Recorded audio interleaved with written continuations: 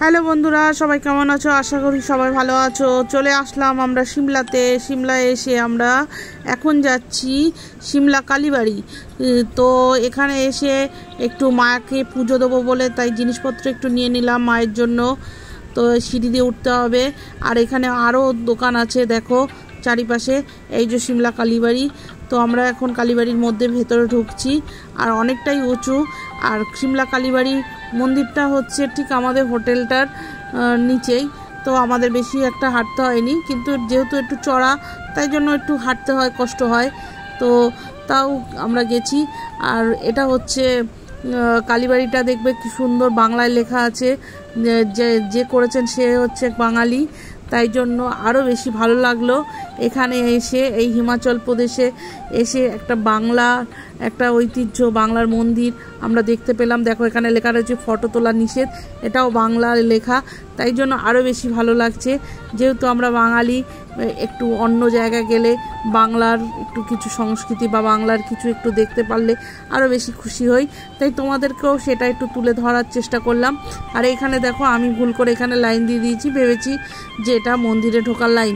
তো এটা মন্দিরে ঢোকার লাইন না, এটা হচ্ছে প্রসাদ নেওয়ার লাইন। তো ওই আন্টিজি বললো যে গেট থেকে ভেতরে ঢুকে যাও, গেলেই তুমি পুজো দিতে পারবে, মায়ের দর্শন করতে পারবে।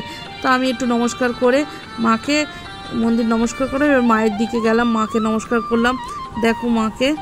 তারপরে আমি একটু পুজো টুজো দিলাম। আমি ছিলাম, মোহর ছিল, মোহরের বাবা ছিল, সুপর্ণা, সমিতা, তিতলি, আরও আমাদের সাথে যারা যারা গেছিলো তারা সবাই ছিল। আর এই দিকটাও গেট আছে, এইখান দিয়ে গেট দিয়ে গেলে মাকে ভালোভাবে দর্শন করা যায়। আর ভেতরে ক্যামেরা করা একটু বারণই ছিল, তাই জন্য সেরকমভাবে ভিডিও করতে পারিনি। আর মোহর তো এখানে প্রসাদ নিয়ে চলে এসছে। এখানে সুজির হালুয়া দিয়েছিল প্রসাদ, তিতলি, মোহর সবাই খাচ্ছিল। তো আমরা পুজো দিয়ে তারপর আমরাও আসলাম।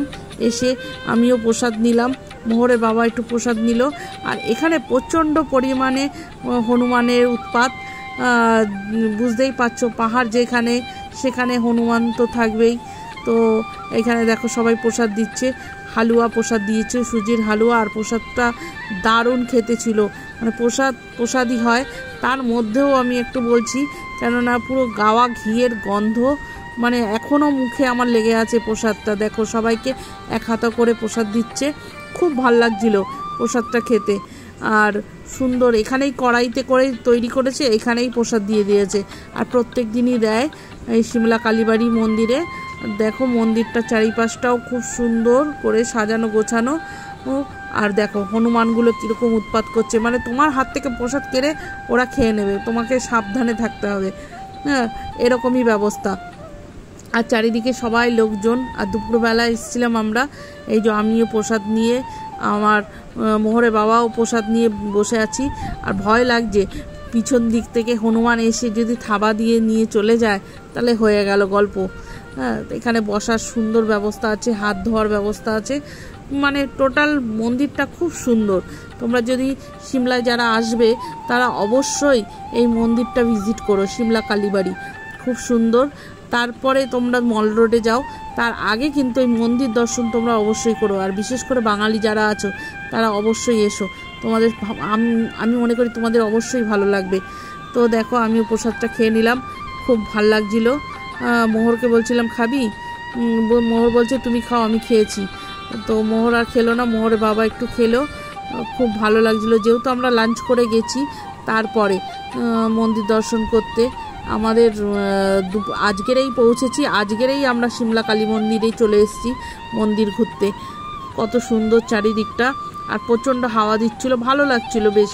আর এখানটা অতটা গরম লাগছিল না, এই কারণে যেহেতু মার্চ মাস এটা, তাই জন্য একটু রোদেরও তাপটা ছিল। আর একটু গরম গরম আবহাওয়ায় দেখো বাংলায় লেখা রয়েছে শ্রী শ্রী কালী মাতার মন্দির সিমলা। দেখো এগুলো দেখতে অসাধারণ লাগে, যেহেতু অন্য জায়গায় এসছি, অন্য রাজ্যে, তাই জন্য এই লেখাগুলো একটা মানে আমাদের হৃদয়ে একটা স্পর্শ করে নেয়, একটা আবেগ হয়ে যায় আমরা। এখানে টোটালটা লেখা রয়েছে সিমলা কালীবাড়ি কবে স্থাপিত হয়েছিল, দেখেছো 1823 সালে।